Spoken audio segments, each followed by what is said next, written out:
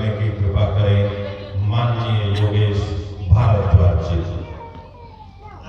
Mic पे तो जल्दी हारमोनियम पर जल्दी से रख दो।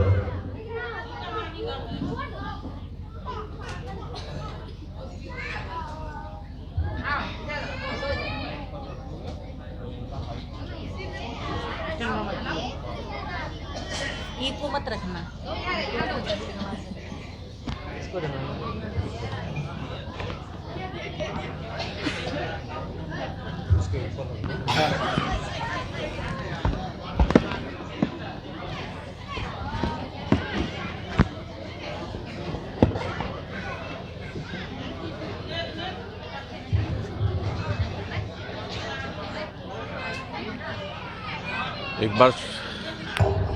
एक बार शांत होकर बैठेंगे आप लोग।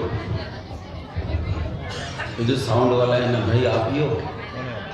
ये इतनी चीखती है ना आपकी आवाज़ कि अभी बहन जी गा रही है, इतने कानों में से निकल रहा है जैसे कान के पर्दे फाड़ देंगे।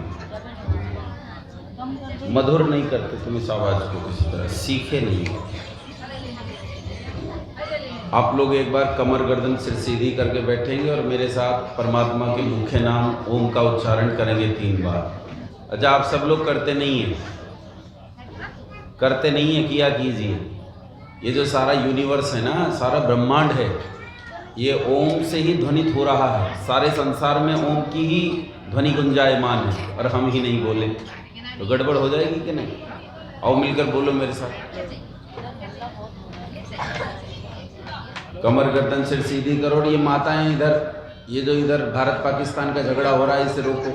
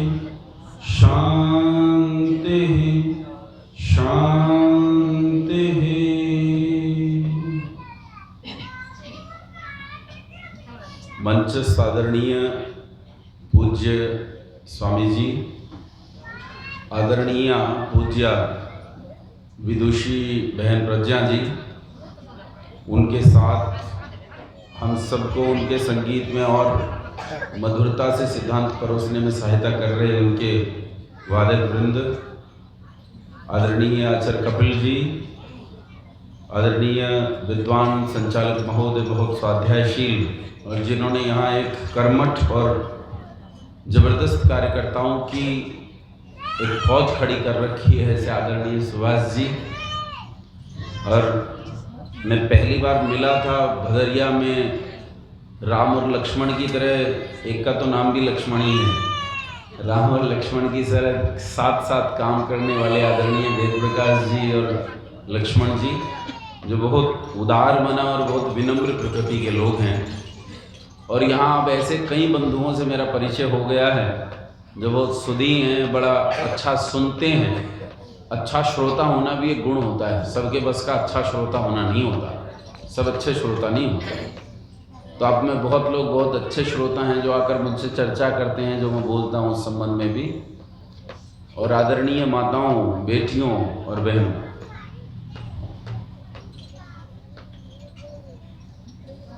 दोपहर मैंने एक चर्चा की थी अपराह्न में, और चर्चा अर्धम अर्धम में चली गई थी, थोड़ी सी रह गई थी।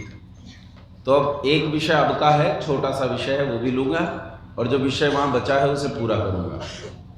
दोपहर मैंने आपको देवता बताए थे। देवता किसे कहते हैं? जिसमें 4 गुण हो। कितने गुण हो? एक दे सकता हो, देने वाला होता, ये गुण हो उसमें। दूसरा प्रेरणा करने का गुण हो। तीसरा प्रकाशित करने का गुण हो। और चौथा अंतरिक्ष में रहता हो। कम से कम ये 4 गुण जिसमें हो। 4 न हो तो 3 हो, 3 न हो तो 2 हो, और 2 न हो तो 1। कम से कम इतने तो हो, उसे देवता कहते हैं। और इस आधार पर मैंने आपको 33 कोटि जड़ देवता गिनवाए थे। इनमें एक जीवात्मा है जो जड़ नहीं होता, चेतन होता है। 32 कोटि जड़ देवता होते हैं। 8 वसु गिनवाए थे, 12 आदित्य। 8 वसु थे, पृथ्वी, जल, अग्नि, वायु, आकाश, सूर्य, चंद्रमा और नक्षत्र। 8 हो गए। और 12 साल के 12 महीने, 12 आदित्य हो गए, चैत्र, वैशाख आदि। 11 गिनवाए थे रुद्र। रुद्र कहते हैं शरीर में जो सांस चलता है, प्राण चलता है, वो 10 जगह विभक्त हो जाता है शरीर में, तो उन्हें 10 प्राण बोलते हैं। प्राण, अपान, व्यान, उदान, समान, देवदत्त, धनंजय, कूर्म, कृकल, नाग, ये 10 प्राण और एक जीवात्मा मिलकर बनते हैं 11। तो ये 11 रुद्र हैं। 32वां देवता मैंने गिनवाया था इंद्र, और 33वां गिनवाया था प्रजापति यानी यज्ञ। इसके अलावा 5 चेतन देवता गिनवाए थे, माता, पिता, आचार्य, पति, पत्नी और अतिथि। ये बालक बड़े बढ़िया हैं भाई, बस ये बालक ही ढंग के हैं। ये माताएं तो बिल्कुल नहीं बोलती हैं। इन पे तो यहाँ कोई रामपाल दास का साया है। चलिए अतिथि होते हैं 3, सन्यासी, वानप्रस्थी और ब्रह्मचारी। केवल विद्वान को ही अतिथि कहते हैं, जो विद्वान से इतर हो उसे अतिथि नहीं कहते। इनकी सेवा शुश्रूषा करनी चाहिए। और एक देवों का देव बताया था मैंने। कौन? देवों का देव महादेव। कौन सा? वो सांप वाला, जो गले में सांप रखता है, वो वाला नहीं। पार्वती माता का हस्बैंड नहीं, वो नहीं। कौन सा? सर्वज्ञ निराकार चेतन सत्ता। बोलो क्या नाम है?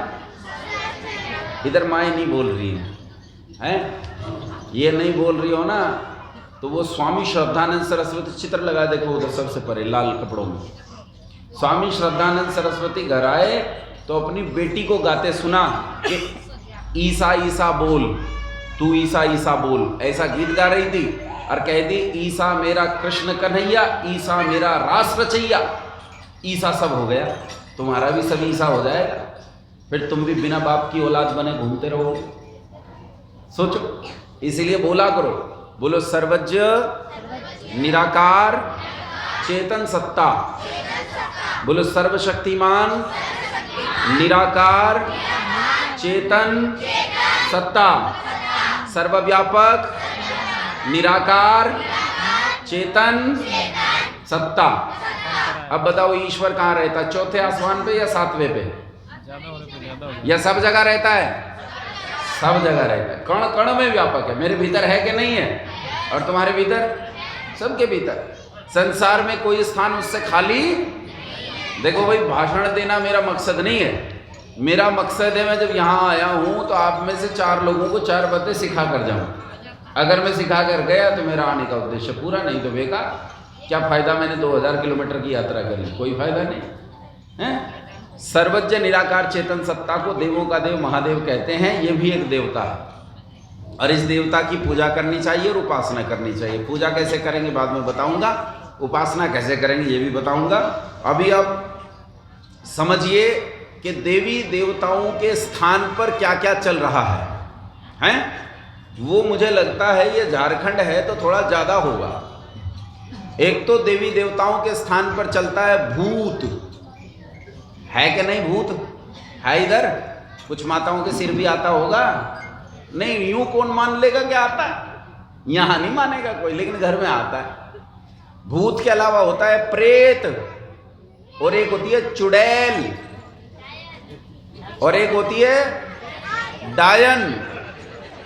और आ रहे लाइन पे आ रहे हैं सब, धीरे धीरे आ रहे हैं। और इसके अलावा होता है पीर, मजार और टोना, टोटका, और कुछ आपके स्थानीय भी होंगे। ये तो पूरे देश के हैं, ये तो राष्ट्रीय स्तर के हैं। कुछ आपके स्थानीय होंगे, यहाँ के बिल्कुल अलग टाइप के होंगे, वो राज्य स्तरीय। जैसे हमारे यहाँ बोलते हैं सिर कटा सरदार। अरे मेरी बेटी ने मुझे बताया जब छोटी थी, एक बार आके बोले पिताजी उस खंबे पे सिर कटा सरदार रहता है। मैंने कहा बेटा एक बात बता, सरदार सरदार है ये कैसे पता चलता है? बोले उसके सिर से। तो मैंने कहा सिर तो है ही नहीं, तो कैसे पता चला कि वो सरदार है? अरे सिर तो पगड़ी से और दाढ़ी से पता चलता है कि सरदार है, और उसका सिर कटा हुआ है, तो फिर कैसे पता चला कि सिर कटा सरदार है? क्या पता सिर कटा मुल्ला हो। आओ समझने का प्रयास करते हैं, एक एक चीज को समझेंगे। भूत, भूत किसे कहते हैं? बस भूत दो होते हैं। एक भूत तो समय को कहते हैं, जो बीता हुआ समय है उसे क्या कहते हैं माताओं? भूत कहते हैं। इसे अच्छे से समझो, इसे वाक्य को अगर यूं रखोगे तो अच्छे से समझ में आएगा। जो पहले था और अब नहीं है उसका नाम, जो होकर न रहे उसका नाम भूत है। तीन काल होते हैं, भविष्य, वर्तमान और भूत। और एक होते हैं महाभूत। महाभूत वो पदार्थ है जिस पदार्थ से सृष्टि की रचना होती है, और वे 5 महाभूत हैं, पंच महाभूत। पृथ्वी, जल, अग्नि, वायु और अच्छा, भूत शब्द का अर्थ ही होता है पदार्थ। भूत का अर्थ ही क्या होता है? पदार्थ होता है अर्थ। अरे भूत से भौतिक बनता है कि नहीं बनता? भौतिक। ये वस्तु कैसी है बताओ, बोलो? भौतिक है ना, तो किससे मिलकर बनी है? भूत से मिलकर बनी है। उन्हें महाभूत बोलते हैं, ठीक है। लेकिन इस वाले भूत की बात नहीं कर रहा हूं मैं, ये तो तुम जानते हो। मैं उस वाले भूत की बात कर रहा हूं जिसके लिए शाम को माहौल बना के बात बताई जाती है। पहले माहौल बनाया जाता है। कैसे? बोले जिनकी इच्छाएं पूरी नहीं होती, जो अकाल मृत्यु मर जाते हैं, और इच्छाएं पूरी न होने पर जब वो अकाल मृत्यु मर जाते हैं तो उनकी आत्माएं भटकती हैं, वो भूत बन जाते हैं और फिर किसी और के शरीर में आकर अपनी इच्छाएं पूरी करते हैं। ऐसे बताते हैं कि नहीं बताते हैं? अच्छा एक बात बताओ, जिसकी इच्छा पूरी नहीं हुई है उसकी इच्छा पूरी करने के लिए उसे जहां जाना है वो इच्छा पूरी करने लायक होना चाहिए कि नहीं? हाँ ना बोलो, हाँ ना बोलो, होना चाहिए कि नहीं? लेकिन जिसकी इच्छाएं पूरी नहीं हुई वो मरने के बाद देखो किसके शरीर में आ रहा है? यह शरीर में आ रहा है झगड़ू की लड़की के। झगड़ू की लड़की को खाने को रोटी नहीं, पहनने को कपड़े नहीं, रहने को मकान नहीं, रोज पिटाई होती है, दुनिया भर का काम करना पड़ता है। इस झगड़ू की लड़की के शरीर में आ रहा है इच्छाएं पूरी करने। कितना मूर्ख भूत है! इस भूत को इतनी तमीज नहीं, कहां जाना चाहिए। मैं कहता हूं तुझे इच्छाएं पूरी करनी है तो सोनिया गांधी में आ। इच्छा कहां पूरी होंगी? भाई इच्छा नरेंद्र मोदी में पूरी होंगी कि झगड़ू की लड़की के शरीर में? झगड़ू की लड़की की तो अपनी इच्छाएं पूरी नहीं हो रही। जिसकी अपनी इच्छाएं पूरी नहीं हो रही वो उस मरी हुई की क्या इच्छा पूरी कर दे? होता क्या है मैं आपको बताता हूं। भूत किसे कहते हैं ये तो मैं तुम्हें बता चुका। और ये जो मरने के बाद भूत बनने का किस्सा है, इसे यूं समझ लो कि श्री कृष्ण चंद्र महाराज बड़े विद्वान हैं या वो तांत्रिक ओझा शाना ज्यादा बड़ा विद्वान है जो आपको बेवकूफ बना रहा है? बोलो कौन बड़ा विद्वान है? श्री कृष्ण बड़े विद्वान है। अब श्री कृष्ण सुनो क्या कहते हैं। श्री कृष्ण कहते हैं जात से ही ध्रुवम मृत्यु, जिसका जन्म हुआ है उसकी मृत्यु निश्चित है। और कहते हैं ध्रुवम जन्म मृतस्य च, और जो मर गया उसका जन्म हो चुका। जो मर गया उसका, और जो जन्मा है उसकी मृत्यु।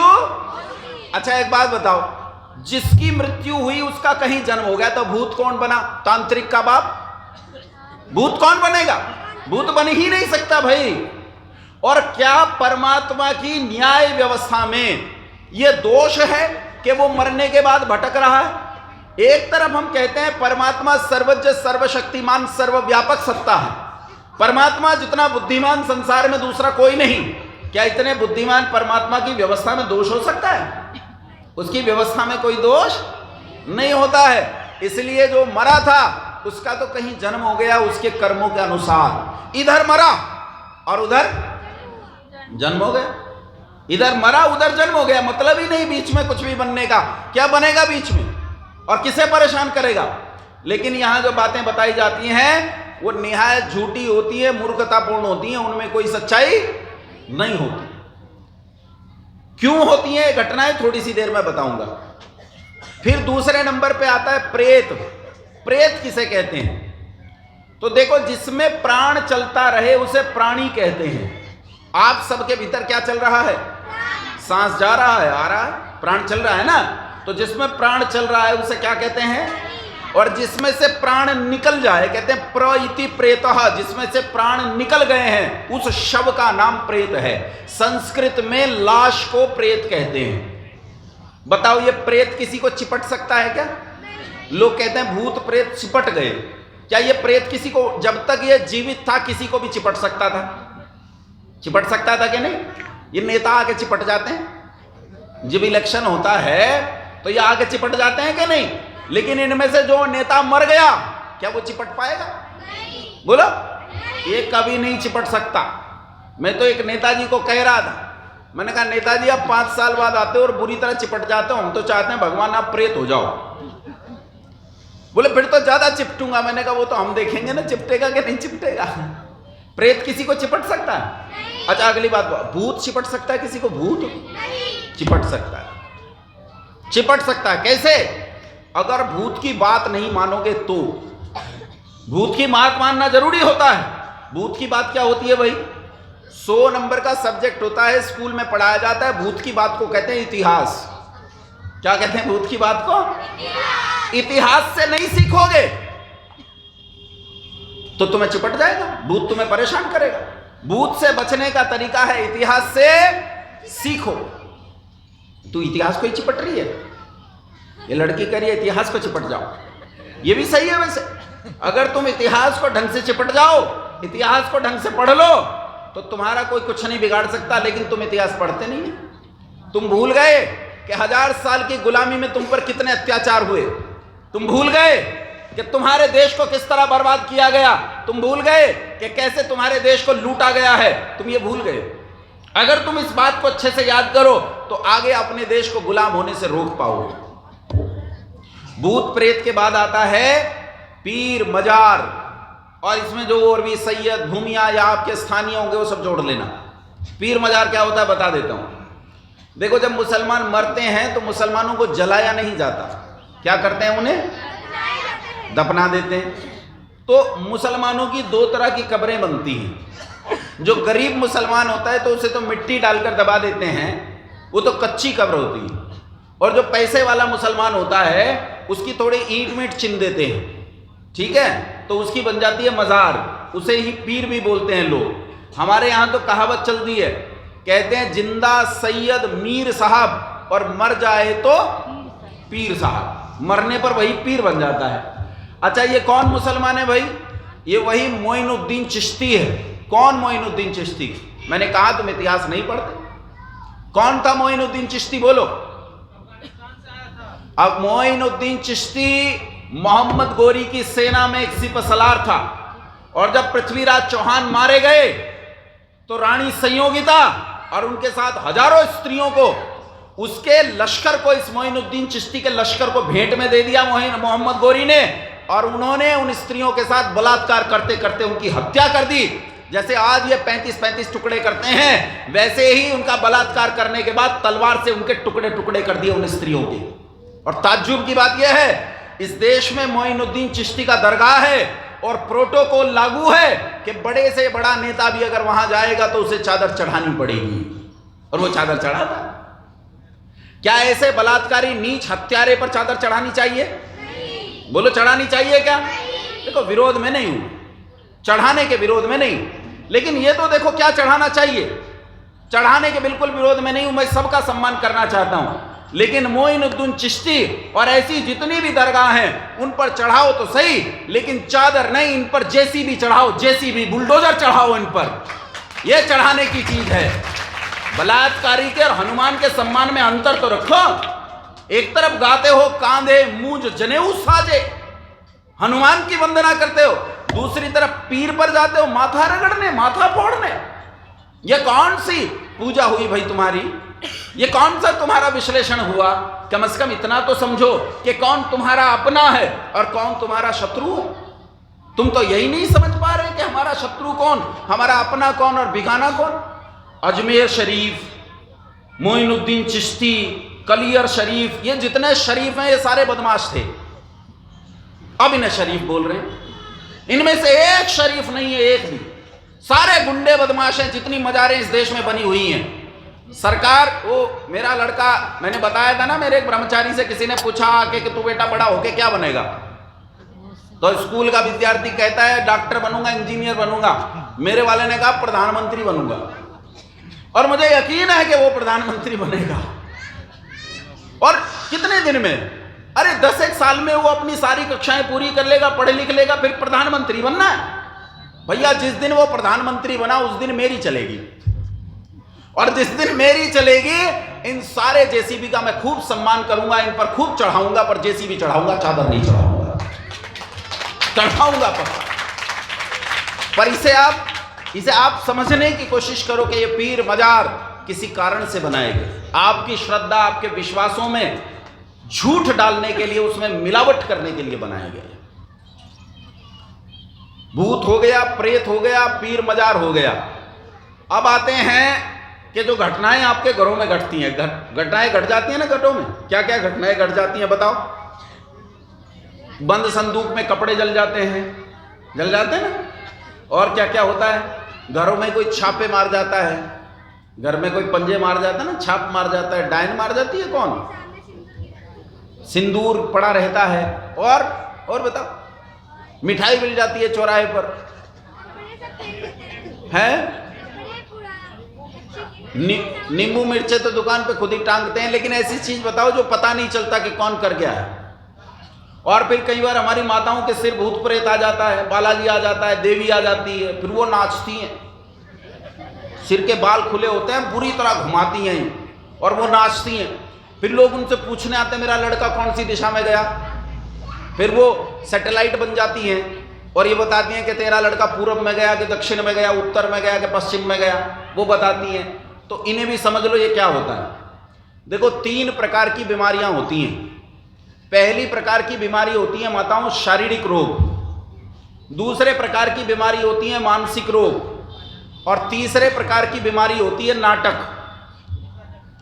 पहले समझो शारीरिक रोग। शारीरिक रोग कैसा होता है? शारीरिक रोग ऐसा होता है कि उसकी एक अवधि होती है। मान लो मुझे जुकाम हो गया, जुकाम हो गया तो जुकाम हुआ है तो ठीक होने में कुछ समय लगेगा कि नहीं? मुझे तो एक एलोपैथी के डॉक्टर ने कहा, मैंने कहा साहब जुकाम हो गया, बहुत ठीक नहीं हो रहा, तो दवाई दे दो कोई। तो उन्होंने कहा जी दवाई ले लो, और दवाई बड़ा लाभ करेगी। मैंने कहा कितना लाभ करेगी, क्या दवाई से जल्दी ठीक हो जाएगा? बोले हाँ। कहते हैं if you are getting medicine it will cure in 1 week, if you are not getting medicine it will take 7 days. अगर तुम दवाई ले लोगे तो ये 1 हफ्ते में ठीक हो जाएगा, 1 हफ्ते में, और अगर दवाई नहीं ली तो 7 दिन लगेंगे। समझ रहे हो? दवाई ले ली तो 1 हफ्ते में ठीक, और दवाई नहीं ली तो कितने दिन लगेंगे? और 7 दिन का क्या होता है? 1 हफ्ता। इसका मतलब यह है जुकाम जो होता है उसकी एक अवधि होती है। सामान्य जुकाम की, नजले की बात नहीं कर रहा, सामान्य जुकाम की एक अवधि होती है। पहले नाक बहेगी, फिर थोड़ा सख्त हो जाएगी, फिर नाक एकदम बंद रहने लगेगी, फिर वो भी सूख जाएगा और धीरे धीरे खत्म हो जाएगा। ये एक अवधि होती है। अब आपने मान लो आपको हो गया पीलिया। पीलिया कोई बहुत भयंकर बीमारी नहीं है, हम डर जाते हैं। हिपेटाइटिस A B C की बात नहीं कर रहा हूं, वो भी पीलिया, वो खतरनाक है, वो जानलेवा। लेकिन सामान्य जॉइंटिस जो होता है वो मुश्किल नहीं है, बल्कि कई बार तो जॉइंटिस जरूरी होता है। मेरी बेटी का मैंने आपको बताया कि मेरी बेटी जब पैदा हुई तो शी वाज हैंडीकैप्ड, विकलांग थी। पैदा हुई तो मैं उसे लेकर दिल्ली एम्स में गया। एम्स में गया तो डॉक्टर ने मुझसे पूछा कि ये जो बच्ची है आपकी, ये पैदा होते ही क्या तेज तेज रोई थी? मैंने कहा हाँ रोई थी। तो उन्होंने टिक लगाया स्वस्थ थी। फिर उन्होंने मुझसे पूछा क्या इसे कई दिनों तक काली टट्टी हुई थी? मैंने कहा हाँ हुई थी। तो उन्होंने दूसरा टिक लगाया, ठीक थी। फिर उन्होंने पूछा क्या इसे पैदा होते ही पीलिया हुआ था? मैंने कहा हाँ हुआ था। उन्होंने टिक लगाया, स्वस्थ थी। देखो कमाल की बात, पैदा होते ही बच्चे को एक बार पीलिया जरूर होता है। बुद्धि के विकास के लिए वो होने वाला पीलिया जरूरी है। अच्छा, वो होता खत्म हो जाता, समय नहीं लगता उसमें। आजकल डॉक्टरों ने उसका हवा बना दिया है। आपको बताएंगे आपके बच्चे को पीलिया हो गया, आप डर जाते हो, भाई साहब बचाओ इसे। कहा मशीन में रखना पड़ेगा, फिर कई दिन तक एक कांच के बोट में रखते ना, आपसे उसका पर डे पैसा लिया जाता है, 1500 रुपए पर डे। मैं ये नहीं कहता कि वो बिल्कुल अनावश्यक है, जहां जरूरी हो वो करना चाहिए, लेकिन आजकल डॉक्टर लोग अनावश्यक भी, जो प्राइवेट डॉक्टर्स हैं वो अनावश्यक भी ऐसा पैसा बनाने के लिए काम करते हैं कि नहीं करते? सब नहीं करते। सरकारी डॉक्टर भी बहुत अच्छे हैं, प्राइवेट डॉक्टर भी बहुत अच्छे हैं। इतने अच्छे हैं कि ऐसे ऐसे डॉक्टर्स हैं जिन्होंने अपना जीवन ही सेवामय कर दिया, ऐसे भी डॉक्टर। लेकिन ऐसे भी तो बदमाश हैं जो किडनी निकाल के बेच लेते हैं कि नहीं है? वो आपको सही बताते नहीं, भैया पीलिया की एक अवधि है, होगा और ठीक हो जाएगा। ऐसे ही आपके जुकाम की एक अवधि है, होगा ठीक हो जाएगा। ऐसी कोई बीमारी जब आपको हो जाती है तो आपको समस्या होती है, आप डर जाते हो। 3-4 दिन तक दवाई ली, अब क्योंकि उसकी अवधि पूरी नहीं हुई तो आपकी बीमारी ठीक नहीं हुई। जब बीमारी ठीक नहीं हुई तो फिर आपका विश्वास डॉक्टर से उठ जाता है और आप जाते हो किसी तांत्रिक के पास। तांत्रिक से जाकर कहते हो मेरी बीमारी ठीक नहीं हो रही। वो पैर में काला पीला धागा बांध देता है कुछ, जब धागा बांध देता है हाथ में पैर में काला पीला धागा बांध देता है, या फिर आपको अपना थूक पिलाता है। थूक नहीं पिलाता क्या? नहीं पिलाता क्या? वो गिलास में पढ़ के पानी देता है आपको। कैसे पानी देता है? गिलास लेगा, कुछ पढ़ेगा किताब में से और इस गिलास में फूंक मारेगा, फू, फिर पढ़ेगा फू, फिर पढ़ेगा फू। जब वो, ईमानदारी से बताओ, जब वो फूंक मार रहा है उस पानी में, तो उस फूंक के साथ, उस हवा के साथ थूक के बहुत महीन कण उस पानी में जा रहे हैं कि नहीं जा रहे? और थोड़ी फूंक मारेगा तो थोड़ा थूक गया, और ज्यादा फूंके मारेगा तो ज्यादा थूक गया, और आप वो थूक पीकर ठीक हो रहे हो। अरे डॉक्टर आपका हितैषी है, चिकित्सक आपका मित्र है, आप उसके पास जाओगे वो ठीक कर देगा, लेकिन आप तो जाते हो तांत्रिक के पास, वो आपको थूक पिलाता है, धागे बांधता है। 3-4 दिन धागे में बीत जाते हैं, 3-4 दिन डॉक्टर के पास बीत गए थे, बीमारी ठीक हो गई, और आप ये सोचते हो कि बीमारी किससे ठीक हुई? तांत्रिक से ठीक हुई। ये शारीरिक बीमारी है, बताओ, इसे डॉक्टर को दिखाना चाहिए। डॉक्टर तुम्हारा हितैषी है, मित्र है, पढ़ा लिखा है, वो तुम्हें ठीक करेगा। वैद्य को दिखाओ, विद्वान चिकित्सक को दिखाओ। इन मूर्खों के चक्कर में मत फिरो। इन मूर्खों के चक्कर में जाकर कई बार तो स्त्रियों की अस्मत तक बर्बाद होती है। कई बार तो ये स्त्रियों को दूसरे तरीकों से भी बर्बाद कर देते हैं। किसी का बच्चा नहीं हो रहा, बच्चा करवाने के नाम पर ये किसी दूसरी के बच्चे की हत्या करवा देते हैं। नहीं पढ़े क्या अखबारों में? नहीं पढ़े अखबारों में? ये दूसरे के बच्चे के, तू बोले तू पड़ोसी के बच्चे की हत्या करेगी तो तेरे पेट से बच्चा पैदा होगा। ये कौन सा तरीका है? ये कौन सा मेडिकल साइंस है कि बच्चा पैदा करने के लिए दूसरे के बच्चे की हत्या करनी पड़ेगी? शारीरिक बीमारियों को चिकित्सक ठीक करेगा। फिर आती हैं मानसिक बीमारियां। ध्यान से सुनना, ये थोड़ी खतरनाक होती हैं। मानसिक बीमारियां 3 प्रकार की होती हैं, भ्रम, विभ्रम, और एक होती है जो इन्हें कहते हैं हेलुसिनेशन। भ्रम क्या होता है कि आप जा रहे हो अंधेरे में और आपको रस्सी पड़ी है, लेकिन आपको क्या दिखता है? सांप दिखता है। इसे भ्रम कहते हैं, इसे भ्रम कहते हैं। एक होता है कि आपने 2-3 दिन तक इसी तरह सांप देख लिया था, रस्सी भी नहीं पड़ी, तब भी आपको क्या दिख जाए? सांप दिख जाए। इसे विशेष भ्रम कहते हैं। और आपने जो बहुत प्रकार की कहानियां सुन रखी हैं, उन कहानियों के कारण कई बार आपका दिमाग कल्पना कर लेता है, और कल्पना करके कल्पित चीजें आपको दिखाई देने लगती हैं। इसे कहते हैं हेलुसिनेशन। एक साइकोलॉजी में पढ़ाया जाता है हेलुसिनेशन, इल्यूजन, डिल्यूजन, हेलुसिनेशन, ये बीमारियां पढ़ाई जाती हैं। उसमें क्या होता है कि आपको किसी ने भूत प्रेतों के बारे में बहुत सारी कहानियां सुनाई, और आपको जंगल के रास्ते से जाना है, तो आपको वो भूत प्रेत सामने दिखाई देने लगेंगे। जिसे दिख रहे हैं वो झूठ नहीं बोल रहा। बहन जी नींद तो नहीं आ रही? नींद आ रही है तो झटक देना, नहीं तो भूत प्रेत बाद में दुखी करेगा। हेलुसिनेशन में जिसे भूत दिख रहा है वो झूठ नहीं बोल रहा, लेकिन वो एक मानसिक बीमारी की चपेट में है। ये किसी के भी साथ हो सकता है। देखो, मुझे एक युवक ने, जो मेरे बिल्कुल निकट का है, उसने मुझे बताया कि कैसे होता है। उसके साथ ये घटना घटी। उसने कहा मैं जंगल में गया घास लेने के लिए, और किसी ने बता रखा था कि उस रास्ते पर चुड़ैल रहती है। और जब गठरी लेकर उधर से चला तो मैं चल रहा था और मेरे पीछे उस चुड़ैल के चलने की आवाज आ रही थी, छम छम छम छम। बोला मैं तेज चलने लगा, चुड़ैल भी तेज चलने लगी, छम छम छम छम छम छम। बोले मैं दौड़ने लगा, चुड़ैल भी दौड़ने लगी, छम छम छम छम छम छम, उसके पीछे दौड़ रही है। और वो इतना डर गया कि जब गांव निकट आया तो उससे रहा न गया, उसने तो पलट कर देखा लेकिन पीछे कोई था नहीं। 3-4 बार पलट कर देखा, पीछे तो कोई नहीं था, लेकिन जैसे ही चलता तो चुड़ैल पीछे चलने लगती। अब वो इतना डर गया, उसे लगा गठरी लेकर भागा तो चुड़ैल पकड़ लेगी। उसने गठरी को वहीं पटका और भाग लिया। लेकिन लड़का बुद्धिमान था, कुछ दूर जाकर रुक गया। उसने ध्यान दिया कि अब चुड़ैल मेरे पीछे नहीं आ रही है, मामला क्या था। वो फिर वापस गया, डरते डरते गठरी को उठाया और फिर चला, फिर आवाज आने लगी, छम छम। अब उसे शक हुआ, उसने गठरी को पटक दिया और उसे खोल दिया। और गठरी को जब खोला तो उसने देखा घास के साथ गोखरू के कुछ पौधे भी कटकर उसमें बंध गए। और गोखरू का जो पौधा होता है, उसका जो फल होता है, सूखने के बाद उसके भीतर बीज बहुत सूख जाते हैं और वो बिल्कुल ऐसे बजता है जैसे पायल बजती है। तो वो उसी के पैरों से उसी की गठरी की आवाज आ रही थी। लेकिन उसने क्या कल्पना कर ली कि मेरे पीछे कौन आ रही है। यह मानसिक रोग होते हैं। और ये किसी ना किसी को कुछ न कुछ सनकें होती हैं, अजीब अजीब सनक होती है। क्यों घर में जाओ तो एक एक माता ऐसी होती है, उसे तौलिए की सनक होती है। ये वाला तौलिया क्यों इस्तेमाल कर लिया तुमने? ये तौलिया मेरी रसोई का है, ये मेरे तौलिया बाथरूम का है, ये मेरे पति का तौलिया है, मेरे भाई का तौलिया है, मेरा तौलिया है। वो आपको बिल्कुल, उनके घर में जाओगे तो वो आपको नया तौलिया देंगे। मेरी बहन इस बीमारी से ग्रस्त है, उसे इतनी बुरी सनक है कि हम जाकर बैठ जाएं तो हमारे उठते ही सोफे से वो कपड़ा उतार कर वॉशिंग मशीन में। बोले तू बाहर से आया था, गंदी हवा तुझे लगी हुई थी, मेरा कपड़ा गंदा हो गया, हम तेरे घर में ही नहीं आएंगे। ऐसी स्थिति। वो क्या है, सफाई की सनक कितनी ज्यादा। तौलिए उसके सब अलग अलग हैं, इतने तौलिए लटके हैं घर में, उसका घर तौलिया हाउस है। तो ये अनेक प्रकार की समस्याएं किसी को हो सकती हैं। किसी को बर्तन इतनी बारीकी से मांजना पसंद होता है कि जब तक चमचम नहीं करे बर्तन तो काम नहीं चलेगा। कुछ पोछा इतनी बारीकी से लगाएंगी। ऐसी ही सनकें जब बहुत विकराल रूप ले लेती हैं तब ये हेलुसिनेशन में तब्दील हो जाती है। बात समझ में आई? तो ये बीमारियां हैं, ये कैसे ठीक होंगी? ये किसी मनोचिकित्सक को दिखाने से ठीक होंगी, या फिर इसका एक इलाज और है। दूसरा इलाज क्या है?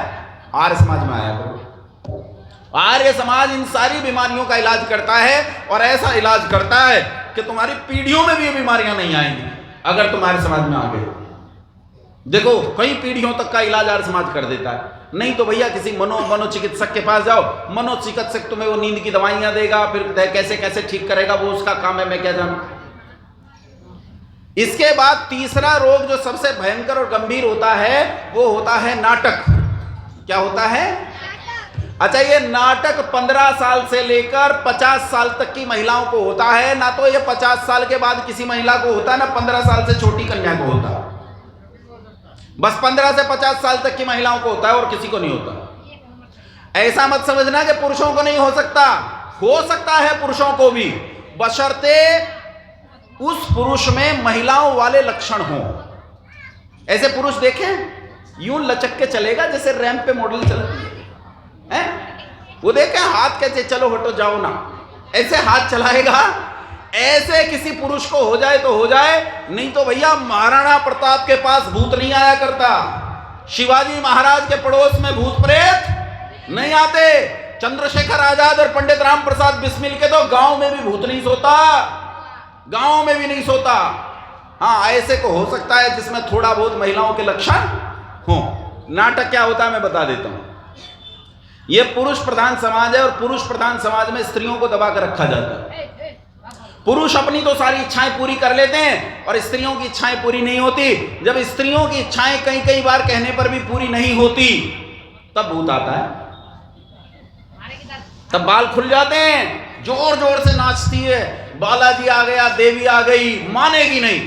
तब आप एक तांत्रिक को बुला कर लाते हो। तांत्रिक क्या करता है? आकर कहता है ला 5,000 रुपए दे, 10,000 रुपए दे। आपने 5-10 हजार ले दिए। अब वो उस महिला को लेकर अंदर जाएगा कमरे में और अंदर से कुंडी लगा लेगा। पहले तो मुझे ये बताओ, कमरे में अपनी महिला के साथ एक गैर पुरुष अंदर कुंडी लगाकर बैठा हो, अच्छी बात के बुरी बात? बुरी बात है ना। कल बहन जी बता रही थी, वो बोले वो शिव जी को जगाते हैं, बोले जाग जा त्रिपुरारी, जाग जा ज्वाल्यमान, और जगा कौन रही है? महिला। बोले किसी और की महिला किसी और के पुरुष को जगाइए, कोई अच्छी बात है? तो ये देखो कमरे में बंद हो गए, कमरे में स्त्री और पुरुष बंद हो गए, और जानते हो तांत्रिक अंदर क्या करता है? तांत्रिक महिला से पूछता है क्या है, क्यों शोर मचा रखा है? वो कहती है अरे 4 साल हो गए बनारसी साड़ी मांग रही हूं, दिलवाता ही नहीं। सोने की कंठी मांगते मांगते आज मुझे जब से शादी हुई है तब से मांग रही हूं, आज तक इसने सोने की कंठी नहीं दिलवाई, और क्या करूं? तो कहता है अच्छा रुक, तू और थोड़ा जोर जोर से कर, मैं जरा बाहर जाता हूं। वो और जोर जोर से करती है, सामान उठा उठा के फेंकती हो, कहता है बाहर जाकर भयंकर जिन्न है भाई, बहुत भारी देवी है, ये नहीं मानेगी, ये तो बर्बाद कर देगी। तो कहते जी क्या करें बचाओ? बोले 5000 और दे, 5000 और दे। 5000 और लिए, और कहता है कि देवी है और देवी अपना हिस्सा मांग रही है, देवी को चाहिए एक सोने की कंठी और एक बनारसी साड़ी। तो तुमने उसे तो दिया नहीं, जो सच में देवी थी उसे तो दिया नहीं, और इस तांत्रिक की बनाई हुई नकली देवी के नाम पर तुम उसे कंठी और बनारसी साड़ी देते हो। बस 3-4 साल तक तो देवी जाई रहती है, और फिर जब उस स्त्री को दूसरी किसी चीज की जरूरत होती है तो देवी फिर आ जाती है। यही होता है, इसके अलावा कुछ नहीं हो। एक स्थान पर तो ऐसा हुआ कि बालाजी सिर आ गया। बालाजी, ये बालाजी कौन है भाई? आपके यहां शायद बालाजी नहीं होता होगा, राजस्थान में बालाजी का मंदिर है, और ये देश के बहुत बड़े प्रतिष्ठानों में से एक है। बालाजी कहते हैं हनुमान जी को। किसे कहते हैं बालाजी? हनुमान जी को। अच्छा ये बताओ हनुमान जी कैसे थे, व्याभिचारी के ब्रह्मचारी? कैसे थे? अखंड ब्रह्मचारी। ऐसे ब्रह्मचारी के ऐसा ब्रह्मचारी देखने में नहीं आता, आदित्य ब्रह्मचारी थे। अब जो हनुमान जी थे वो अगर किसी पहलवान के सिर आ जाए तो मैं भी मान लूं, लेकिन वो एक स्त्री के सिर आ गया। जागरण चल रहा था, थोड़ी दूरी पे हम रहते थे, ये हमारे पढ़ते लिखते समय की बात है। थोड़ी दूरी पे हम रहते थे, हमें भी पता चला भाई आज तो बालाजी सारा, हमने कहा बालाजी के दर्शन कराए। हम भी चले गए, वहां तांत्रिक ओजे शाने झपटे सब आ गए। हमने कहा भैया इनका इलाज हम कर सकते हैं, ये तो पैसे मांग रहे, हम फ्री में कर देंगे। बोले जी पहले फ्री में करवा लें, नहीं हुआ तो पैसे वालों से करवा लेंगे। हमने कहा इसके 2 उपाय हैं। बोलो आसान करूं कि बहुत आसान? बोले जो तुम्हें अच्छा लगे वो कर दो। मैंने कहा देखो आसान उपाय तो यह है, सब बैठ जाओ कुर्सी पर आराम से, और ये नाच रही है ना, इसे कहो नाच, इसे कहो नाच। अब होता क्या है मैं बता देता हूं। जो व्यक्ति मानसिक रोगी हो वो अपने शरीर की सामर्थ्य का जरूरत से ज्यादा इस्तेमाल करता है। एक आम आदमी अपने शरीर की सामर्थ्य का 20-25% प्रयोग करता है, लेकिन एक पागल, एक रोगी अपने शरीर की सामर्थ्य का 90% तक प्रयोग कर ले जाता है। तब वो ताकत बहुत दिखाता है, लोग उस ताकत से डर जाते हैं, ये नहीं समझते ये रोगी है। तो मैंने कहा इसका एक आसान उपाय तो यह है कि ये जो नाच रही है ना, कुर्सी पर बैठ जाओ आराम से और इसे कहो नाच। देखे कितनी देर तक नाचेगी? अरे 10 minute, 20 minute, 30 minute, 40 minute, 50 minute, जितनी देर नाचे। नाचने दो, जब थक कर गिरे तब पूछना तू तो हनुमान जी है, 50 मिनट में थक गया, कम से कम हफ्ता 10 दिन तो नाच। 50 मिनट में थक गया हनुमान जी? अरे हनुमान जी तो इतना ताकतवर था, लोग कहते हैं हनुमान की वो हिमालय की सारी जड़ी बूटियां इकट्ठी उठा लाया था। जो इतना ताकतवर है वो 50 मिनट में थक गया। 50 मिनट तो लड़के होली पे शराब पी के नाच देते। फिर दूसरा उपाय ये है, ये डीजे बंद कर दो। ये डीजे बंद करोगे तो उसका आवेश ठंडा होगा, धीरे धीरे वो शांत हो जाएगी। यही उपाय होते हैं, इसके अलावा कोई उपाय नहीं होता बंधुओं, केवल हमें बेवकूफ बनाया जाता है। इसके अलावा इन घटनाओं में कोई सच्चाई नहीं होती। एक घटना आपको बताकर बात को विराम देता हूं, और यह बिल्कुल सत्य घटना आपको बता रहा हूं। 12वीं कक्षा में लड़का इतना लंबा हो जाता है जितना मैं हूं, और मेरे कांधे पर अगर एक और लड़के को बिठा दो तो मेरी ऊंचाई अगर 6.25 फीट है तो ये टोटल ऊंचाई 8 फीट तक चली जाएगी मुश्किल से, इससे ऊंची नहीं जाएगी। लेकिन 8 फीट का आदमी अगर आपको सामने से आता दिखाई दे तो बोलो डरावना होगा कि नहीं? 2 लड़के शमशान की ओर घूमने गए, और उन्होंने शाम के समय जब थोड़ा थोड़ा अंधेरा होने लगा, एक आदमी को गांव से आते देखा। तो इनमें एक लड़का जो दुबला सा था, ये ज्यादा शरारती होते हैं, वो जो दुबला सा था उसने दूसरे से कहा कि मित्र आज मेरी मदद कर, एक दिन इसने मेरी घर पर पिटाई करवाई थी बहुत बुरी, आज इससे बदला लूंगा। पूछा कैसे लेगा? बोले कुछ नहीं, तू मेरी बात मान ले बस, सब हो जाएगा। उसने कहा मान ली, बता क्या करना है। सर्दियों के दिन थे। उसने कहा तू मेरे कांधों पर बैठ जा, मतलब मैं तेरे कांधों पर बैठ जाता हूं। दूसरा लड़का मजबूत था और पतले वाले ने कहा मैं तेरे कांधों पर बैठ जाता हूं। वो उसके कांधों पर बैठ गया, लेकिन कैसे? पीछे से आगे की ओर नहीं, बल्कि आगे से पीछे की ओर। और ऊपर वाले लड़के ने चादर ओढ़ ली तो नीचे वाले का चेहरा छिप गया। अब एक आदमी दिखाई देता है सिर से लेकर पांव तक। बात समझ में आ रही है? और क्योंकि मेरे कंधों पर कल्पना करो वो उल्टा बैठा था, तो उसका मुख तो इधर की ओर था और नीचे वाले के पांव मुंह से दूसरी ओर। भूत बन गया। अब नीचे वाला उल्टा चलना शुरू हुआ तो ऊपर वाला सीधा चलता दिखाई दिया। और उसके पास जाकर बोला हमारे यहाँ वहाँ कहावत है कि वो ऐसा भूत होता है जो वहाँ रहता है कि वो नाक में बोलता है और बीड़ी मांगता है, और उससे बचने का उपाय होता है कि आपको उसके साथ बात नहीं करनी। निकट गए, उसने डराना था, उसने नाक में बोलकर उससे बीड़ी मांगी। बोले भाई साहब एक बीड़ी मिलेगी? वो समझ गया कि जिसकी कहानियां सुनी थी वो तो कहानियां थी, आज तो सच में आ गया, क्योंकि 8-9 फीट का आदमी तो देखा नहीं। वो पलटा और उसने दौड़ लगा, गांव में जाकर रुका। और जिस समय मैं उसके घर पहुंचा उसे 102 बुखार चढ़ा हुआ था और यूं कांप रहा था। और उसने बताया कि मैंने 17 फीट का आदमी देखा। देखा कितना था? 8 फीट का। और बताया कितना? 17 फीट का। और ये कहानी जब एक चौपाल से दूसरी चौपाल, दूसरी से तीसरी और अंतिम चौपाल पर पहुंची, वहां तक वो 54 फीट का हो चुका था। ऐसे बढ़ती चली गई बात। लेकिन बताओ बात सच्ची कि झूठी? क्या पता सच्ची हो, क्या पता उसने सच में भूत ही देखा हो, ये भी तो हो सकता है। लेकिन इस घटना की सच्चाई को मैं बिल्कुल अंत तक इसलिए जानता हूं क्योंकि उन दोनों लड़कों में नीचे वाला मैं था और मेरे ऊपर बैठा मेरा मित्र आज एक +2 के स्कूल में लेक्चरर है, कंप्यूटर पढ़ाता है। और हम अच्छी तरह बात करते हैं। वो लोगों से कहता है कोई नहीं, मैं था। तो लोग कहते हैं ना तुम तो मानते नहीं हो, तुम्हारे समाजी लोग हो, तुम तो मानते नहीं। पता चला खतरनाक व्यक्ति है। तो यही सब घटनाएं होती हैं, इसके अलावा कुछ नहीं होता है बंधुओं। इसलिए इन मूर्खताओं से बाहर आओ और एक ईश्वर को मानो। जो एक ईश्वर को मानते हैं उनका संसार में कोई बीमारी कुछ बिगाड़ नहीं सकती। आज वक्ता बहुत सारे हैं, विषय को और लंबा नहीं खींचूंगा मैं। सोच तो रहा था भक्षा भक्ष का विषय भी इसमें ले लूंगा, लेकिन समय आज कम है ना, कल करेंगे, आज समय नहीं है। तो बहुत धैर्य से आपने सुना, बहुत धन्यवाद, सभी को नमस्ते।